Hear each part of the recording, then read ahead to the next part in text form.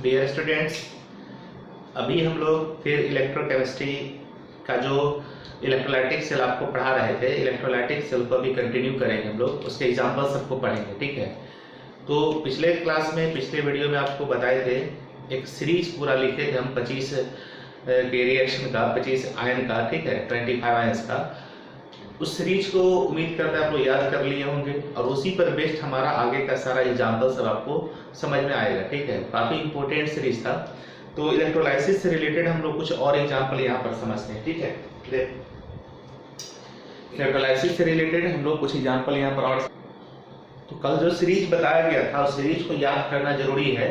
ठीक है, अगर याद कर लेते तो अच्छी बात है, आसानी से आपका इलेक्ट्रोकेमिस्ट्री का जो आगे भी एग्जाम्पल से बताएंगे वो समझ में आएगा। लेकिन चलिए इसको थोड़ा सा हम यहाँ पर रिवाइज कर देते हैं। ठीक है, जैसे कल पढ़े थे एनोड, एनोड पर क्या होता है? ऑक्सीडेशन। एनोड पर क्या होता है? ऑक्सीडेशन। ठीक है, यानी जो भी सब्सटेंस होगा वो ऑक्सीडाइज होगा। इस पर जो भी सब्सटेंस एनोड की तरफ मूव किया होगा उस सब एनोड पर क्या हो जाता है? ऑक्सीडाइज्ड। ठीक है, और कौन होगा ऑक्सीडाइज्ड पता है? जिसका SrP का वैल्यू कम होगा। ठीक है, कम होगा, SrP का वैल्यू लो होगा। ये बात हम समझ चुके हैं पीछे। उसी तरह कैथोड पर क्या होता है? रिडक्शन, है ना। कैथोड पर क्या होता है? रिडक्शन। और जो सब्सटेंस होगा कैथोड के आसपास में वो क्या होगा? रिड्यूस्ड।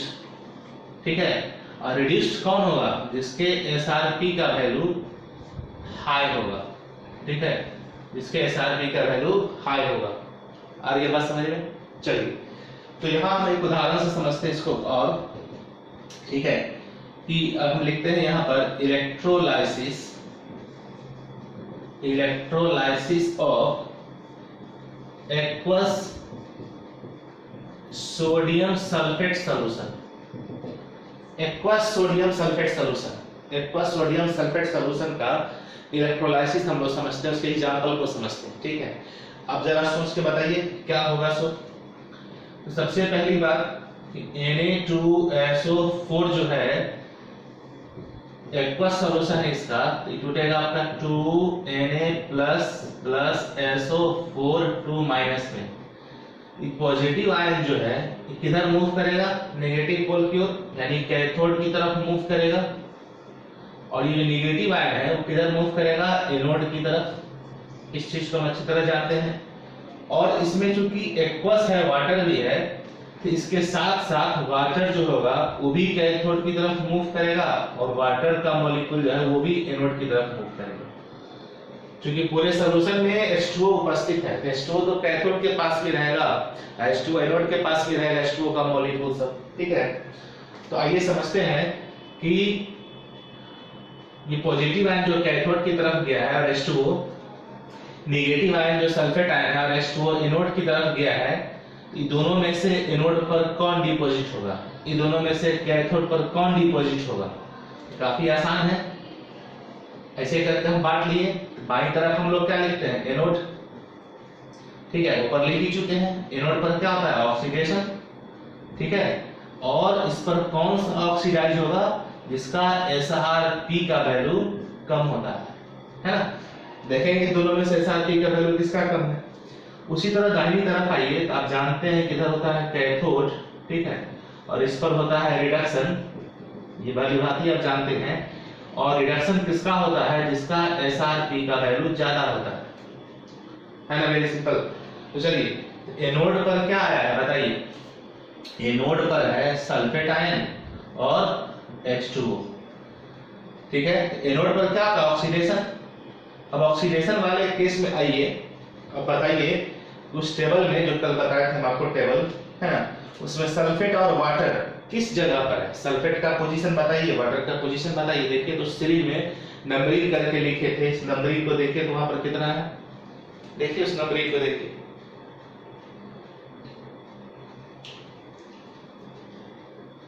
दिख रहा है नंबरिंग आप लोग को? ये H2O शायद 22 नंबर पर था और शायद ये SO4 जो है वो 24 नंबर पर था, है ना। और हम क्या पढ़े हैं? पूरे सीरीज में ऊपर से नीचे आए थे तो कौन सा ऑर्डर था वो? Increasing order of SRP. SRP का वो इंक्रीजिंग ऑर्डर था, ठीक है, एसआरपी का इंक्रीजिंग ऑर्डर था। तो बताइए ऊपर से नीचे आएंगे तो H2O ऊपर है 22 नंबर पे, सल्फेट नीचे है 24 नंबर पे, इससे इसका रिडक्शन पोटेंशियल का वैल्यू ज्यादा होगा, यानी इसका एसआरपी लो होगा दोनों की तुलना में। यानी कह सकते हैं कि एसआरपी ऑफ H2O जो होगा वो कम होगा एसआरपी ऑफ SO4 2 माइनस से। ठीक है, ये समझ में आ रही है आपको? क्लियर है?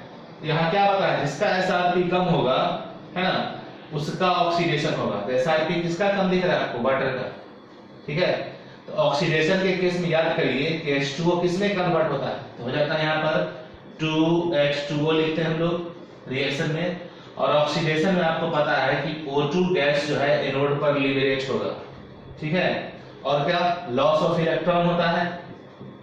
4 इलेक्ट्रॉन प्लस 4H प्लस। कल हम आपको बोले थे कि ये रिएक्शन आप याद कर लीजिए, है ना, इस रिएक्शन को याद कर लीजिए कि दोनों में से आप पता करिए कि एनोड पर कौन ऑक्सीडाइज होगा, तो जिसका एसआरपी लो होगा। ठीक है, ये दोनों में से किसका एसआरपी लो है? तो एक आपका 22 नंबर पर है, एक 24 नंबर पर है। ऊपर से नीचे आते हैं तो एसआरपी बढ़ता है, यानी इससे इसका एसआरपी ज्यादा होगा, इसका एसआरपी। तो जिसका कम होगा वो ऑक्सीडाइज होगा, तो H2O यहाँ पर ऑक्सीडाइज होगा। और पढ़े हैं कि H2O का जब ऑक्सीडेशन होगा तो ऑक्सीडेशन में क्या होता है? O2 बनता है। ठीक है, याद रखना है। रिडक्शन में H2O बनता है, ऑक्सीडेशन में O2 बनेगा। इस रिएक्शन को याद रख लीजिए। H2O जब ऑक्सीडेशन होगा तो O2 गैस बनेगा, 4 इलेक्ट्रॉन लॉस होगा और 4H प्लस भी है यहाँ पर। तो एनोड पर क्या बना? O2 गैस लिबरेट हुआ। ठीक है, अब इधर आइए, कैथोड पर कौन कौन है? तो Na प्लस है और H2O है ना। अब दोनों का पोजीशन देखिए कहाँ कहाँ है। तो इलेक्ट्रोकेमिकल सीरीज जो कल बताए थे उसमें ये H2O सोडियम आयन जो चौथा पोजीशन पर है, और H2O कितना पोजीशन पर है आपका? 7वां पोजीशन पर है। देखिए देखिए इस चीज को अच्छे ढंग से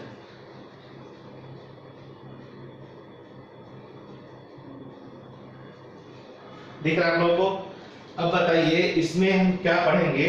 ये जो है इंक्रीजिंग ऑर्डर ऑफ एसआरपी, तो यहाँ भी लागू हो रहा है कि चौथा से ज्यादा होगा H2O का, सोडियम से एसआरपी का वैल्यू H2O का ज्यादा होगा। ठीक है, यहाँ भी आप कह सकते हैं कि SRP of sodium plus ion जो है वो कम होगा एसआरपी ऑफ H2O से, है ना। अरे बात समझ में। और यहाँ पर रिड्यूस्ड कौन होगा? आप देखिए यहाँ लिखा हुआ है कैथोड पर रिडक्शन किसका होगा? जिसका एसआरपी ज्यादा होगा। ठीक है, दोनों में से किसका एसआरपी ज्यादा है? इसका एसआरपी ज्यादा है H2O का। यहाँ पर किसका होगा रिडक्शन? रिडक्शन ऑफ H2O होगा, रिडक्शन ऑफ H2O। ठीक है, तो किस प्रकार H2O का रिडक्शन होगा यहाँ लिख देते हैं। तो रिडक्शन के केस में आप क्या पढ़ेंगे कि H2O जो होगा, ठीक है, इलेक्ट्रॉन ले करके क्या बनाएगा? H2 गैस लिबरेट करेगा, और साथ ही 2OH माइनस हम लोग ऐसे लिखते हैं। अरे बस समझ में। ठीक है, तो ये हो गया कैथोड पर आपका लिबरेट होगा H2 गैस, एनोड पर लिबरेट होगा O2 गैस। इस उदाहरण में क्लियर है? सो नोट कीजिए, स्क्रीनशॉट इसका लीजिए, फिर हम एक एग्जांपल और बताएंगे आपको। अभी कितना आसान है देखिए यहाँ निकाल पाना, है ना। जिसका एसआरपी लो होगा वो ऑक्सीडाइज होगा। डंबलिंग याद रखना है किसके बाद कौन आता है, ठीक है, और ट्रेंड याद रखना है ऊपर से नीचे आने पर एसआरपी बढ़ता है। तो इसका 22 नंबर पर था H2O, ये 24 नंबर पर था। ठीक है, इसका एसआरपी ज्यादा है, इसका कम, इसका कम, जिसका कम होगा वो ऑक्सीडाइज होगा। तो H2O यहाँ ऑक्सीडाइज होगा। तो H2O का ऑक्सीडेशन वाला रिएक्शन याद रखना है, H2O का ऑक्सीडेशन वाला रिएक्शन यहाँ लिख देंगे। यहाँ दोनों में पहचाने जिसका एसआरपी ज्यादा होगा तो ऊपर से नीचे आने पर एसआरपी बढ़ता है। सोडियम चौथा पोजीशन पर है, H2O 7वां पोजीशन पर, जिसका एसआरपी ज्यादा होगा, जिसका एसआरपी ज्यादा होगा वो रिड्यूस्ड होगा। ठीक है, तो रिडक्शन रिड्यूस्ड होगा मतलब H2O का रिडक्शन वाला रिएक्शन हमको लिखना है, H2O का रिडक्शन वाला रिएक्शन लिखना होगा, यहाँ H2O का ऑक्सीडेशन वाला रिएक्शन लिखना है। ठीक है, इसको नोट कीजिए। एक एग्जांपल और देते हैं हम आपको। तो नेक्स्ट एग्जांपल देखिए बच्चों, यहाँ पर लिखे हैं electrolysis of aqueous CuSO4 solution.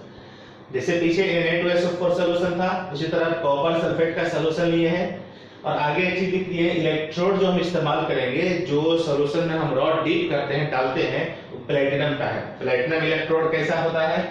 ये इनर्ट है, इनर्ट इलेक्ट्रोड है ये, क्योंकि ये सॉल्यूशन में रिएक्शन नहीं दर्शाता है। ठीक है, आगे बात समझ में चलिए। तो देखिए अब यहाँ पर एक चीज कि CuSO4 जो है ये आयंस में किस प्रकार टूटेगा, वाटर में डालने पर किस प्रकार टूटा होगा, Cu2 प्लस SO4 2 माइनस में। जैसे क्लियर है यहाँ पर ये बात। और ऐसी और समझिए, यहाँ पर जैसे कॉपर सल्फेट सॉल्यूशन है, प्लेटिनम का इलेक्ट्रोड लिए हैं, हम प्लेटिनम के जगह पर कोई एक्टिव इलेक्ट्रोड भी डाल देंगे तो वहाँ प्रोसेस बदल जाएगा, वहां पर कैथोड एनोड पर जो सब्सटेंस डिपॉजिट होगा वो चेंज कर जाएगा। कैसे, उसका उदाहरण समझेगा हम लोग। ठीक है, उससे पहले समझिए कि कॉपर सल्फेट है, तो ये Cu प्लस 2 प्लस आयन है, किधर मूव करेगा, कैथोड की तरफ। ये किधर मूव करेगा, एनोड की तरफ। ठीक है, और कैथोड पर चूंकि एक्वस सॉल्यूशन है तो वाटर मॉलिक्यूल भी उसके पास में होगा और एनोड के पास में भी वाटर मॉलिक्यूल सब होगा, है ना। तो आइए इसी चीज को अब समझते हैं। यहाँ पर हम लोग एनोड पर ऑक्सीडेशन होता है और जिसका SRP कम होगा वो ऑक्सीडाइज होगा। उसी तरह कैथोड पर रिडक्शन होता है, ठीक है, और रिड्यूस कौन होगा, जिसका SRP का वैल्यू ज्यादा होगा। एकदम साफ साफ क्लियरली समझिए कि एनोड पर वह ऑक्सीडाइज होगा जिसका SRP कम होगा और कैथोड पर वह रिड्यूस्ड होगा जिसका SRP ज्यादा होगा। तो देखिए एनोड पर कौन कौन सा आयन आया है, सल्फेट SO4 2 माइनस और H2O। ठीक है, ये तो सेम पिछले वाला केस हो गया, सेम केस है जैसा जस्ट इससे पिछले वाले एग्जांपल में पढ़े हैं। यहाँ पर ये आपका किस नंबर पर है, 22 नंबर पर है, ये आपका 24 नंबर पर है। ठीक है, यहाँ SRP ऑफ सल्फेट जो होगा, सल्फेट का SRP बड़ा होगा SRP ऑफ H2O से। तो जिसका SRP कम होगा, इसका कम है, तो ये यहाँ पर ऑक्सीडाइज होगा, यानी ये ऑक्सीडाइज होगा। ठीक है, तो ऑक्सीडाइज कैसे होगा, तो ऑक्सीडेशन का रिएक्शन इसका पढ़े हैं कि H2O जब ऑक्सीडाइज होता है तो O2 गैस बनता है 4 इलेक्ट्रॉन प्लस 4 H प्लस। ये यहाँ ऑक्सीजन गैस एनोड पर लिबरेट होगा। ठीक है, इधर आइए, इधर क्या है आपका Cu2 प्लस और H2O, है ना। दोनों का पोजीशन दर्शाइए, बताइए। रिडक्शन वाला केस लेना है, H2O जो रिडक्शन दर्शाता है वो केस लेना है ना। ये आपका शायद 7 नंबर पर है, देखिए। और कॉपर 2 प्लस आयन देखिए कितने नंबर पर आपको मिल रहा है। इसको कॉपर का आयन देखिए पोजीशन क्या है, दिख रहा है आपको। कॉपर शायद 16वां पोजीशन पर है, H प्लस के जस्ट नीचे, H प्लस के जस्ट नीचे। ठीक है, आ रही है बात समझ में। तो हम जानते हैं कि ऊपर से नीचे आते हैं तो SRP बढ़ता है, इस 7वां पोजीशन पर है, 16वां पोजीशन पर है, इससे इसका SRP ज्यादा होगा। तो हम लिख सकते हैं कि SRP ऑफ Cu2 प्लस ज्यादा होगा SRP ऑफ H2O से। तो इसका ज्यादा है, इसका मतलब ये यहाँ पर रिड्यूस्ड होगा, ये रिड्यूस्ड होगा। अभी पढ़े हैं कैथोड पर क्या था, जिसका SRP ज्यादा होता है वो रिड्यूस्ड होगा। तो एट कैथोड, कैथोड पर क्या होगा, Cu2 प्लस आयन जो है, हम जानते हैं कैथोड पर रिडक्शन होता है। क्या होता है, रिडक्शन, यानी इलेक्ट्रॉन लेने का था। तो Cu2 प्लस आयन जो है इलेक्ट्रॉन ले करके इसमें चेंज हो जाएगा Cu में। ठीक है, आ रही है बात समझ में। यानी एक्चुअली ये Cu2 प्लस आयन का रिडक्शन होगा, ये रिड्यूस्ड हो करके यानी 2 इलेक्ट्रॉन ले करके कॉपर का एटम बनाता है। ये कॉपर का जो एटम है उस कैथोड पर जो प्लेटिनम का कैथोड यूज किए हैं, इलेक्ट्रोड के रूप में प्लेटिनम है, उसके रॉड पर ये कॉपर सब जमा होते चला जाएगा। यानी कंटेनर में जो यहाँ पर ये रॉड है ना प्लेटिनम का, इस प्लेटिनम पर कॉपर जो है वो सब इस पर आके जमा हो जाएगा, ये कॉपर इस पर जमा हो जाएगा। आ रही है बात समझ में। ठीक है, इस एग्जांपल को भी आप समझ गए किस प्रकार से हो रहा है। सो चलिए इसका भी आप स्क्रीनशॉट ले लीजिए, फिर एक एग्जांपल और बताते हैं। इसी का हम अलग अलग से केस देंगे, आप उसको समझिएगा। ठीक है, देखो सेम चीज यहाँ पर समझते हैं एक उदाहरण और लेते हैं। Electrolysis of aqueous copper sulphate solution, electrode हम चेंज कर दिए, इलेक्ट्रोड क्या किए, चेंज कर दिए। यहाँ पर प्लेटिनम की जगह पर हम कॉपर का ही इलेक्ट्रोड यूज करते हैं। तो कॉपर का इलेक्ट्रोड जब यूज करिएगा तो ये अब इनर्ट नहीं है, ये एक्टिव इलेक्ट्रोड हो जाएगा, ये एक्टिव इलेक्ट्रोड है। मतलब कहने का क्या हुआ यहाँ पर, समझ में आ रहा है आपको? समझिए कि यहाँ पर हम क्या किए हैं कि सॉल्यूशन जो है इसमें कॉपर सल्फेट का ही एक्वस सॉल्यूशन है, कॉपर सल्फेट का एक्वस सॉल्यूशन है। और इसमें जो आप रॉड डाले हैं ना, ये रॉड भी आपको कॉपर का ही लेना है, ये कॉपर का रॉड लेना है, ये भी कॉपर का रॉड लेना है। इसको बैटरी से हम लोग जोड़ देते हैं इस प्रकार से।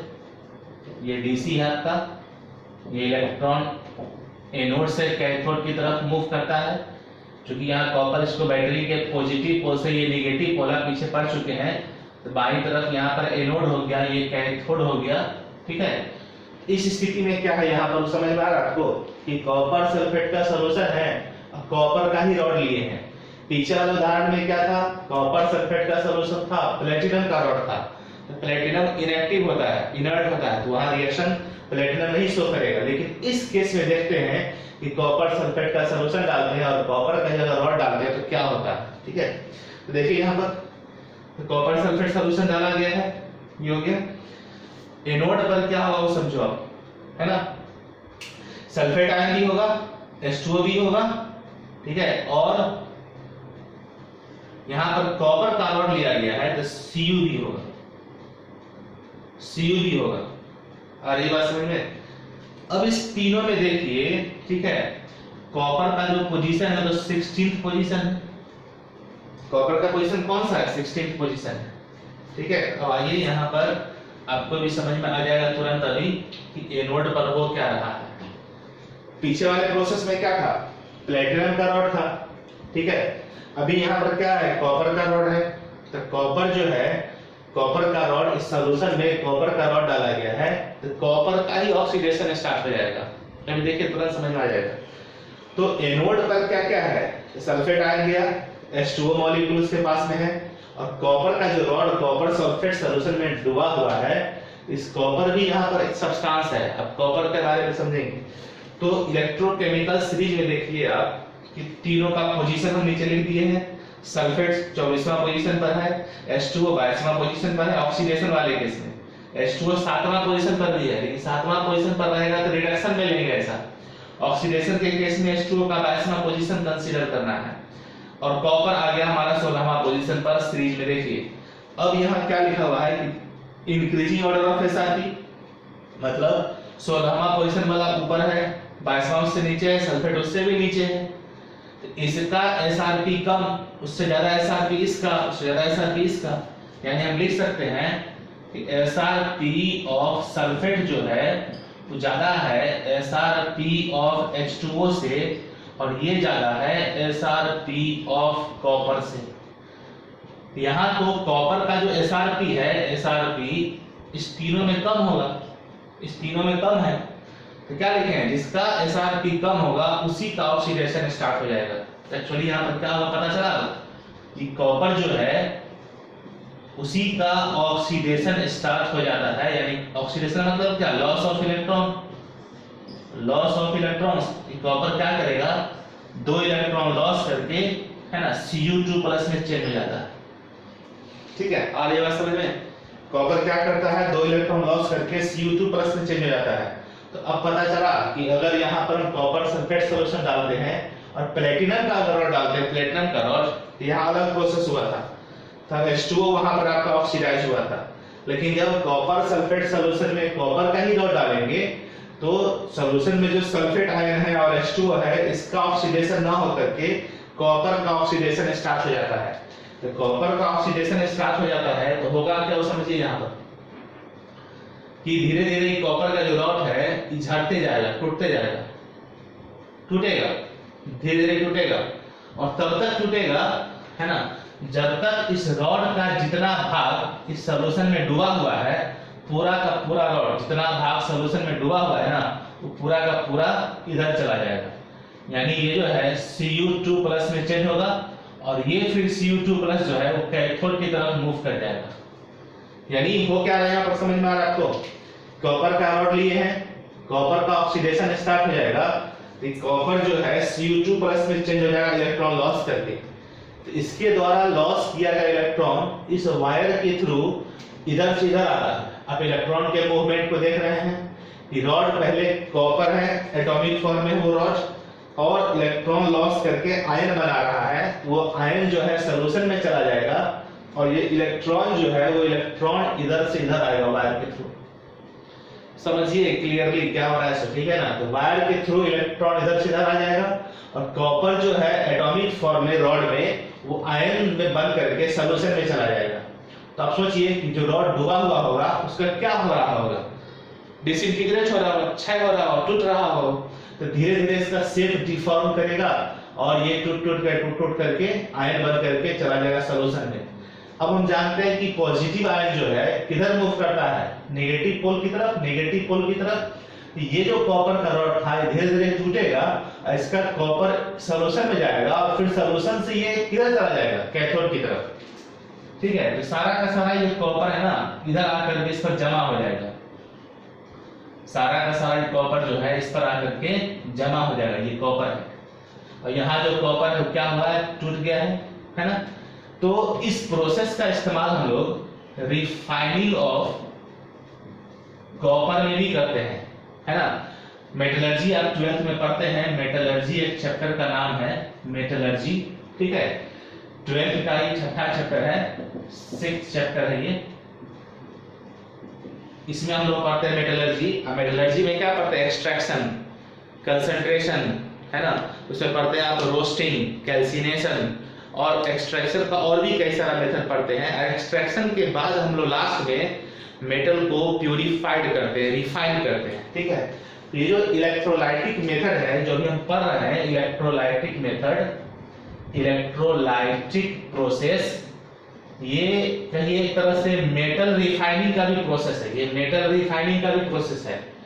इलेक्ट्रोलाइटिक प्रोसेस से हम लोग मेटल को रिफाइन भी करते हैं, प्यूरिफाइड करते हैं। किस प्रकार? समझिए, आप खुद समझिए।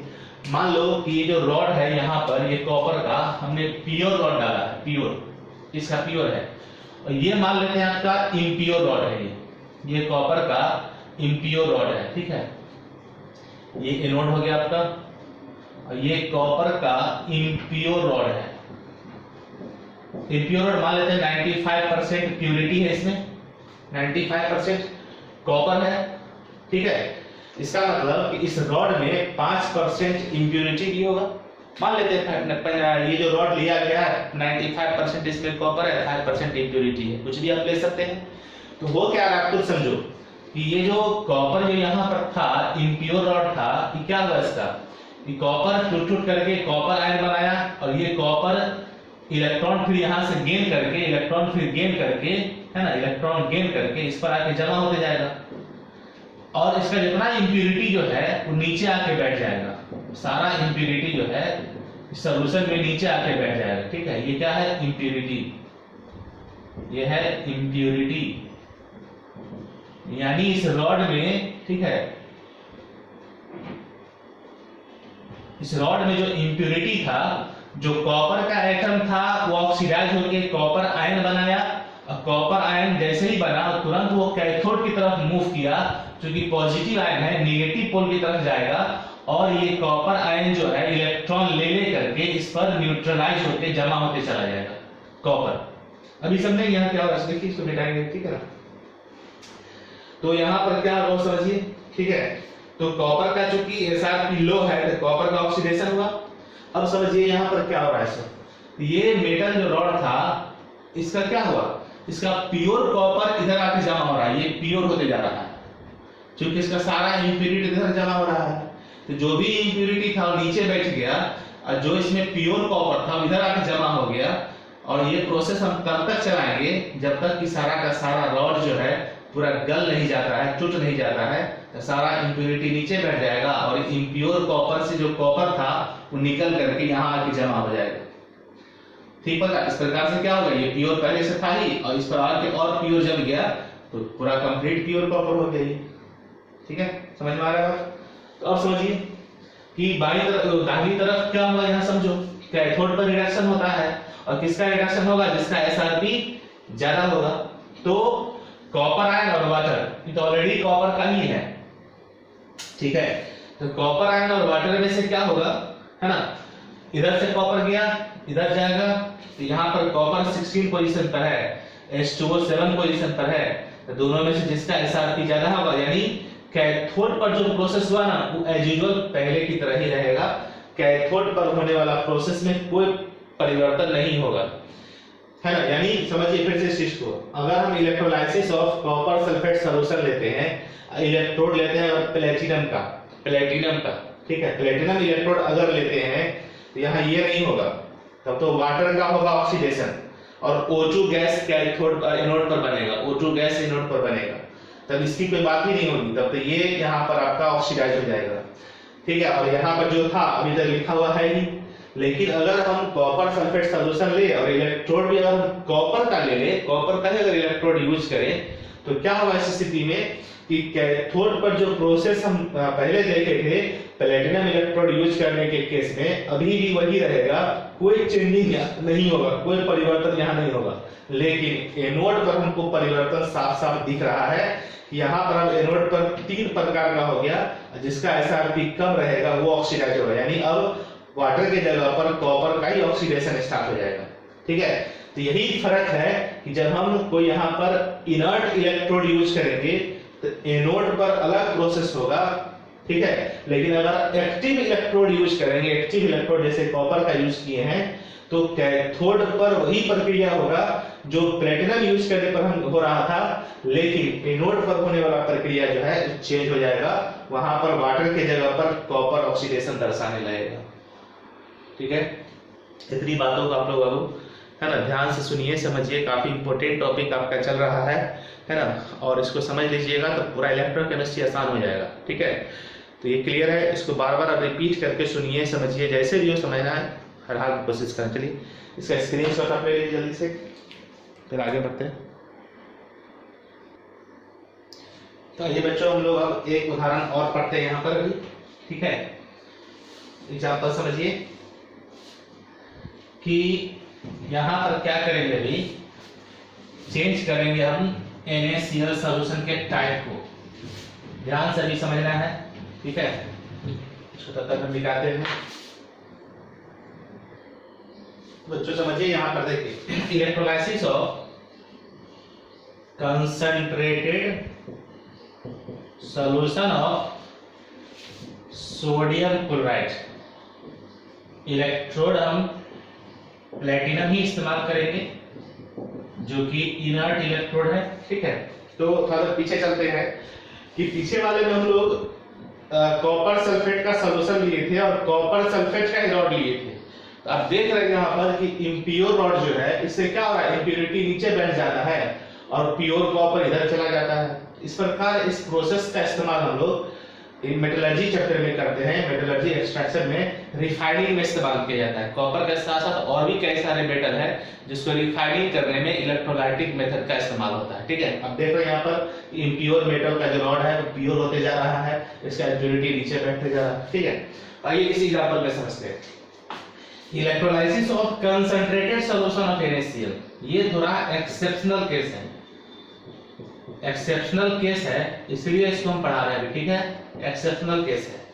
वैसे आइए पीछे वाली बात में कि जब हम NaCl का मोल्टेन लेते हैं, मोल्टेन, ठीक है, तो ये मोल्टेन स्टेट में क्या होता है कि Na++Cl- होगा, ये है पॉजिटिव, तो जाएगा कैथोड पर, सोडियम जमा होगा और Cl- जाएगा एनोड पर, ठीक है। Cl2 गैस जो है वो लिबरेट होगा एनोड पर। मोल्टेन स्टेट में आप ये पढ़े, ठीक है। दूसरा केस पढ़े कि अगर NaCl का हम एक्वस सॉल्यूशन ले और वो भी ले डाइल्यूट सॉल्यूशन, तो क्या होता है, Na+Cl-, Na+ जाएगा कैथोड की तरफ, Na+ के साथ साथ H2O भी रहेगा, Cl माइनस जाएगा एनोड की तरफ, एनोड पर Cl के साथ साथ H2O भी रहेगा। ठीक है, आप वहां देखे थे, क्या देखे थे बताइए कि Na किस पोजीशन पर है, चौथा पोजीशन पर, ये किस पोजीशन पर है, सातवां पोजीशन पर। ठीक है, जिसका SRP ज्यादा होगा, कैथोड की बात करें, कैथोड पर जिसका SRP ज्यादा होगा वही ऑक्सीडाइज होगा। तो इसका SRP ज्यादा है तो H2O का ऑक्सीडेशन होता है, H2O का ऑक्सीडेशन होता है। ठीक है, वही Cl पर दोनों गया, तो ये आपका है 22 नंबर पर, Cl आपका है 23 नंबर पर, है ना। आ रही बात समझ में? तो इसमें क्या था आपका, देखिए ध्यान से कि ये आपका डाइल्यूट सॉल्यूशन है, ये डाइल्यूट सॉल्यूशन है ना। तो एनोड पर हम जानते हैं SRP जिसका कम रहेगा वही ऑक्सीडाइज होता है, वही ऑक्सीडाइज होता है। ठीक है, चलिए यहाँ पर रिड्यूस लिखेंगे हम लोग, यहाँ रिड्यूस लिखेंगे। कैथोड कैसे ना, कैथोड पर क्या होता है, रिडक्शन, रिड्यूस लिखेंगे। एनोड पर ऑक्सीडेशन होता है। ठीक है, तो ऑक्सीडेशन जिसका SRP कम होगा, यहाँ रिड्यूस होगा जिसका SRP ज्यादा होगा, तो इसका ज्यादा है रिड्यूस्ड रिड्यूस्ड होगा। सर यहाँ भी गलत लिखा हुआ है, ये रिडक्शन शो करेगा, है ना, रिडक्शन शो करेगा तो H2 गैस लिबरेट होगा, है ना। और ऑक्सीडेशन जब शो करेगा यहाँ पर भी H2O का ऑक्सीडेशन होगा, और ऑक्सीडेशन से O2 गैस लिबरेट होगा। ठीक है, आ रही बात समझ में? वहां देखिए ये दो केस हम पीछे पढ़े हैं, इसको ध्यान से आप देखिएगा। थोड़ा सा यहाँ गलती से लिखा गया था ऑक्सीडेशन या रिडक्शन, इसको हम ठीक कर दिए हैं। अब यहाँ आइए, है ना, यही उदाहरण यहाँ भी लिए हैं।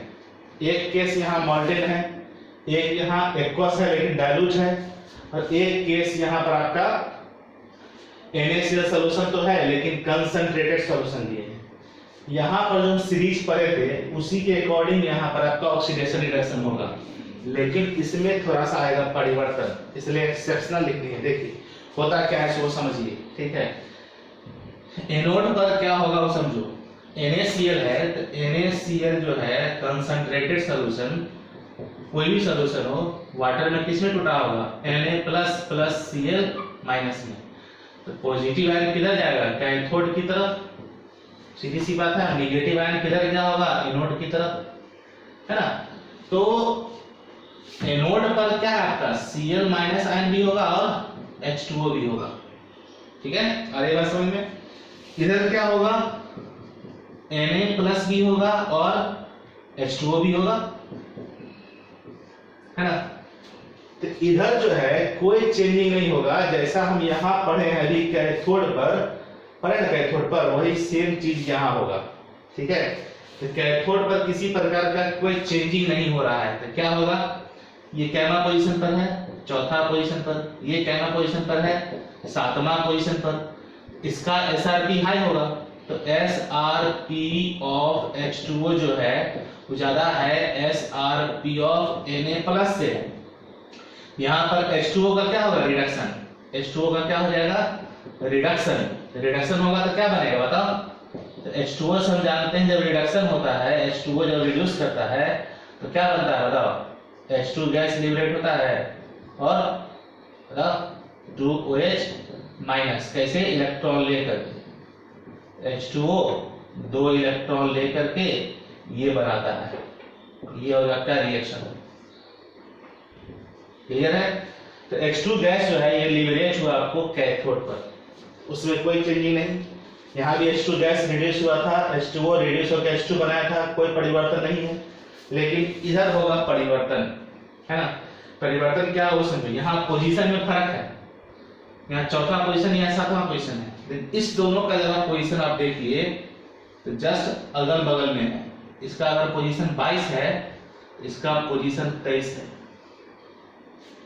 जस्ट यहाँ पर आसपास में है। ठीक है, तो दोनों के SRP का जो वैल्यू होता है वो नियरली क्लोज है, बहुत ज्यादा वहां फर्क नहीं है। ठीक है, तो रूल्स के अकॉर्डिंग क्या पढ़ा है हम लोग कि जिसका SRP कम होगा उसको ऑक्सीडाइज होना चाहिए। यहाँ देखिए लिखा हुआ ऊपर से नीचे आने पर SRP बढ़ता है, ये 22वां पोजीशन पर, 23वां पोजीशन पर है, तो इससे इसका SRP ज्यादा होगा, इसका SRP कम होगा, तो इसका SRP कम होगा तो इसको ऑक्सीडाइज होना चाहिए। लेकिन इस केस में क्या होगा, इसका ऑक्सीडेशन होगा। किसका होता है, Cl का ऑक्सीडेशन अकर्स, Cl का होगा। यहाँ पर अलग रूल लग रहा है, ठीक है, यहाँ पर थोड़ा एक्सेप्शनल केस है, ऐसा क्यों होता है यहाँ समझते हैं हम लोग, ठीक है। तो जो मेन बात है यहाँ समझेंगे क्यों ऐसा हुआ।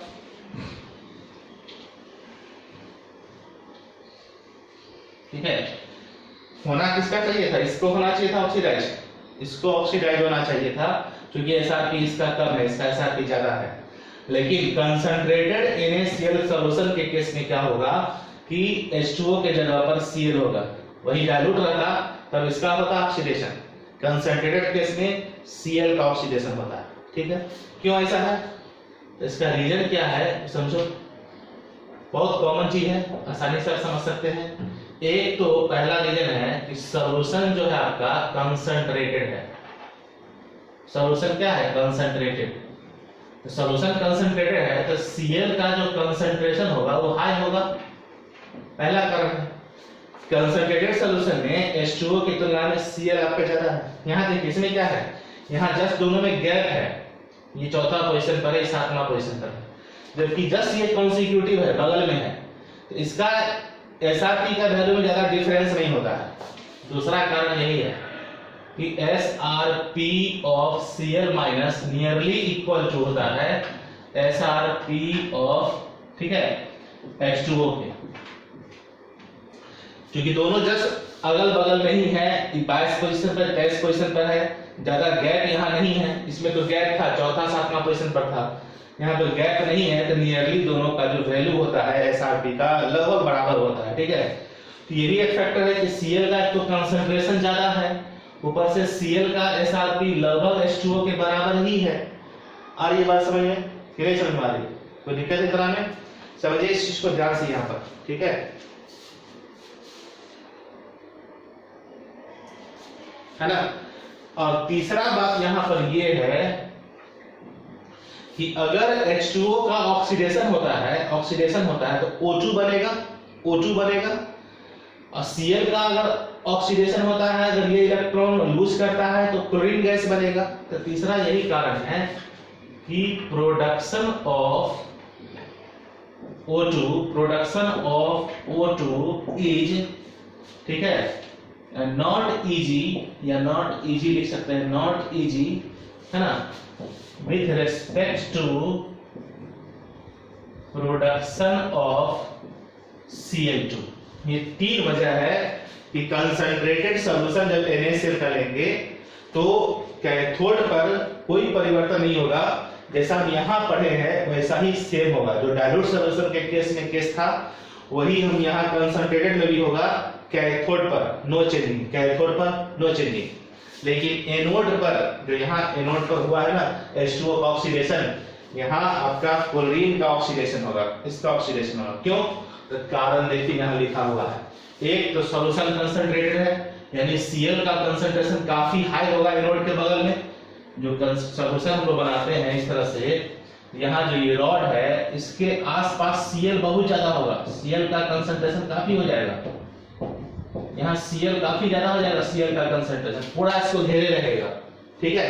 कंसंट्रेटेड सॉल्यूशन है तो Cl का कंसंट्रेशन ज्यादा होगा, ये पूरे एनोड को घेर के रखेगा अपनी चारों तरफ। एक कारण ये है कि एनोड के चारों तरफ क्लोरीन आयन का कंसंट्रेशन हाई है, जिसके कारण H2O नहीं उतना ज्यादा होगा, तो क्लोरीन का संभावना बढ़ गया यहाँ पर ऑक्सीडाइज होने का, ठीक है। दूसरा है कि H2O और क्लोरीन इलेक्ट्रोकेमिकल सीरीज में दोनों लगभग एक ही पोजीशन पर है, 22 और 23 जस्ट सटा हुआ है, तो एसआरपी का वैल्यू भी नियरली दोनों का क्लोज होता है, यहाँ पर एसआरपी का वैल्यू नियरली क्लोज होगा। तो यहाँ भी एक संभावना बनता है कि चलो थोड़ा सा फर्क है, तो कंसंट्रेटेड सॉल्यूशन में अगर यही ऑक्सीडाइज हो जाएगा तो उससे कोई दिक्कत नहीं है। और तीसरा एक कारण है कि अगर इसका ऑक्सीडेशन होता तो O2 बनता, क्लोरीन का ऑक्सीडेशन से Cl2 बनेगा। अब जानते हैं क्लोरीन गैस जो है ऑक्सीजन गैस की तुलना में बनना आसान है, ऑक्सीजन का प्रोडक्शन आसान नहीं है, ठीक है। ऑक्सीजन का फॉर्मेशन या प्रोडक्शन इजी नहीं होता है, इसलिए हम तीसरा कारण ये भी बोल सकते हैं कि O2 का प्रोडक्शन आसान नहीं है, किसकी तुलना में, Cl2 के प्रोडक्शन की तुलना में O2 आसानी से नहीं बनता है, इसलिए आसानी से क्या बनेगा, क्लोरीन, इसलिए क्लोरीन गैस का संभावना वहां बढ़ गया, ठीक है। तो ये कारण है, एक्सेप्शनली इसको याद रखना, इसमें कोई बड़ी बात नहीं है। तो क्या होगा यहाँ पे ये बताओ, Cl माइनस जो है वही क्या करेगा, Cl2 में चेंज हो जाएगा, इलेक्ट्रॉन लॉस करके ऑक्सीडेशन दर्शाएगा, क्लोरीन का ऑक्सीडेशन होगा और क्लोरीन गैस एनोड पर लिबरेट होगा। ठीक है, सारी बातों को बच्चे आप लोग अच्छे ढंग से सुनिए, समझिए, इसको बार बार रिपीट करके देखिए। ठीक है, एक एग्जांपल और बताएंगे, तो इलेक्ट्रोलाइटिक जो अभी पढ़ा रहे थे इलेक्ट्रोलाइसिस, ठीक है, उसका फर्स्ट वीडियो कंप्लीट हो जाएगा, यानी 3 वीडियो से बनाए, लेक्चर 1, लेक्चर 2, लेक्चर 3। ठीक है, तीनों आपको एक साथ देखना है तो अच्छे ढंग से समझ में आएगा, क्लियर हो पाएगा। क्लियर है। और इसके बाद फिर हम आपको अभी जो हम आपको पढ़ाए थे, अभी जो पढ़ा रहे हैं इलेक्ट्रोलाइसिस, इसमें क्या पढ़ रहे हैं कि कैथोड और एनोड पर कौन डिपॉजिट होगा, कौन डिपॉजिट होगा। ठीक है, ये बता रहे हैं, कौन वहां पर ऑक्सीडाइज होगा, कौन रिड्यूस होगा, ये पढ़ रहे हैं। अगला जो वीडियो आपको मिलेगा उसमें हम पढ़ेंगे कि कौन डिपॉजिट हो रहा है, तो ठीक है, कितना डिपॉजिट होगा। जैसे मान लो यहाँ पर क्लोरीन हुआ, क्लोरीन का कितना मास यहाँ बन रहा होगा, यहाँ आपका H2 कितना लिबरेट हो रहा होगा।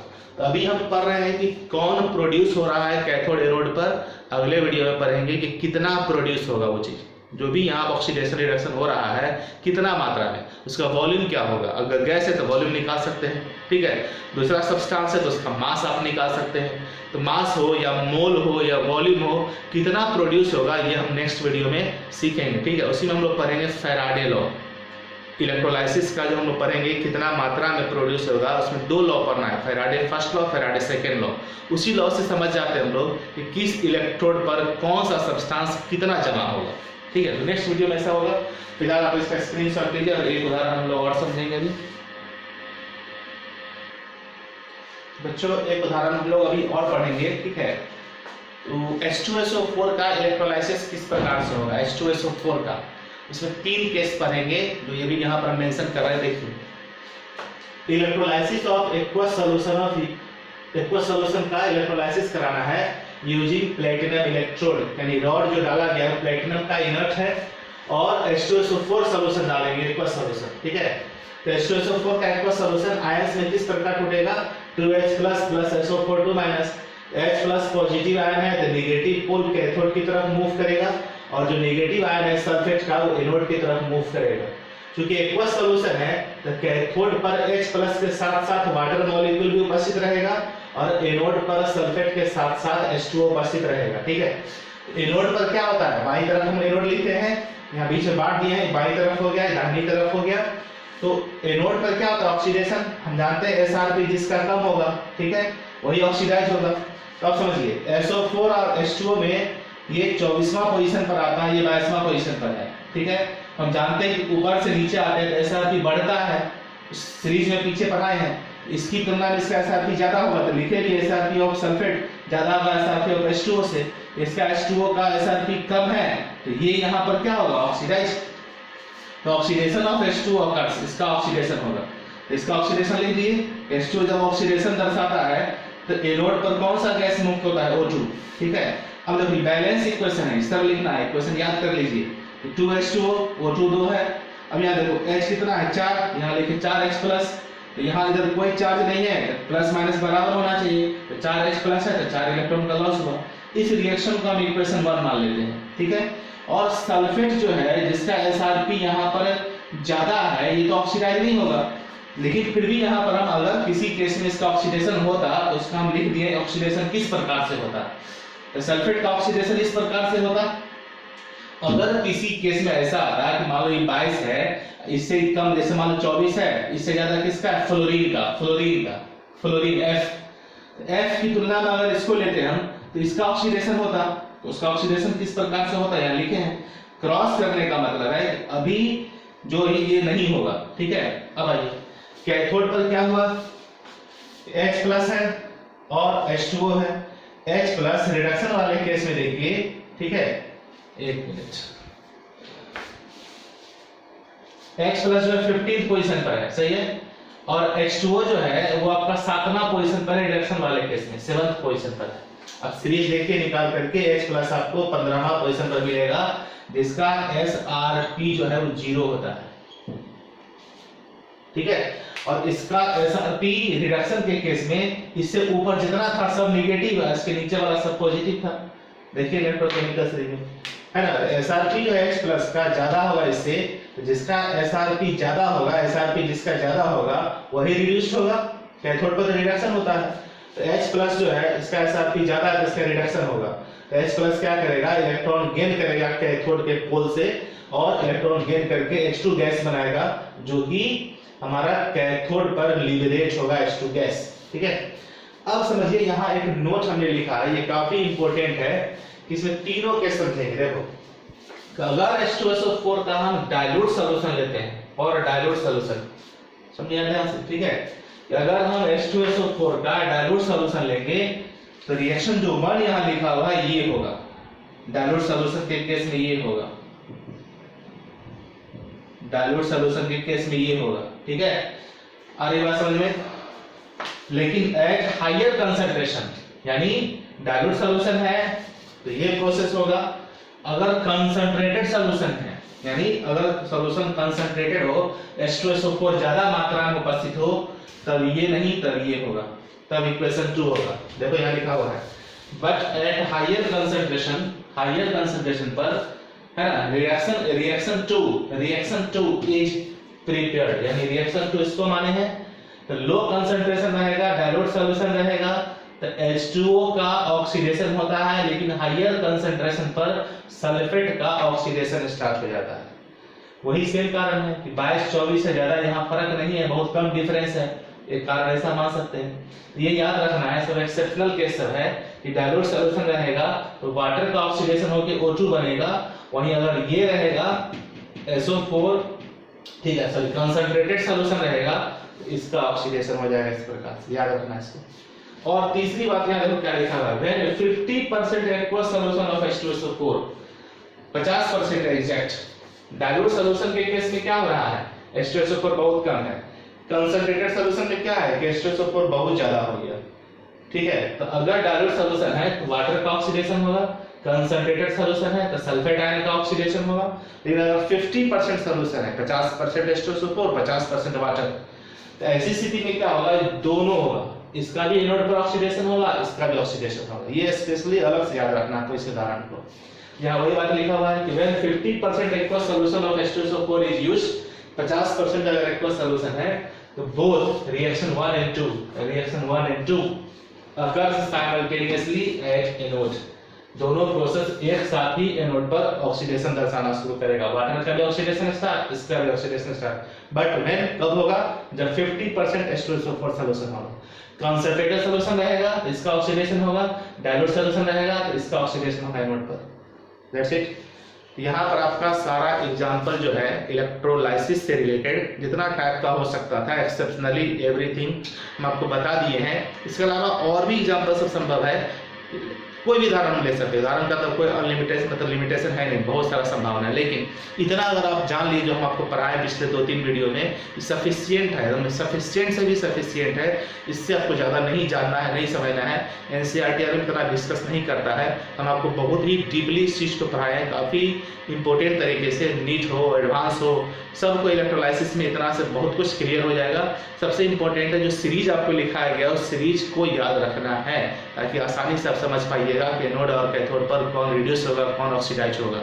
क्लियर है? नेक्स्ट वीडियो में हम लोग क्या करेंगे, जो अभी पढ़े हैं कि कौन ऑक्सीडाइज हो रहा है, कौन रिड्यूस्ड हो रहा है, नेक्स्ट में पढ़ेंगे कि कितना ऑक्सीडाइज होगा, कितना रिड्यूस्ड होगा, यानी कितना अमाउंट उसका जमा हो रहा है, कितना गैस का वॉल्यूम लिवरेज हो रहा है, उसको क्वांटिटेटिव तरीके से निकालेंगे। उसके लिए 2 लॉ पढ़ेंगे, फैराडे का फर्स्ट लॉ, सेकेंड लॉ, वहां से न्यूमेरिकल आपका स्टार्ट हो जाएगा। ये तो कॉन्सेप्ट है, अगले टॉपिक से आपका न्यूमेरिकल DPP मिलना शुरू हो जाएगा।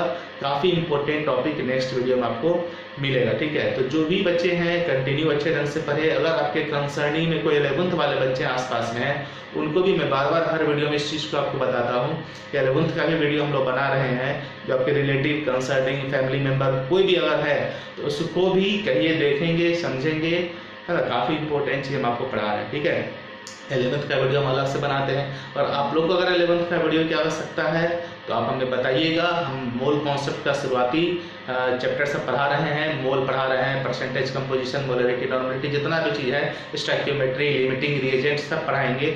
और अगर इंटरेस्टेड होइएगा तो वीडियो आप देख सकते हैं, आपको भेजा जा सकता है। क्लियर है?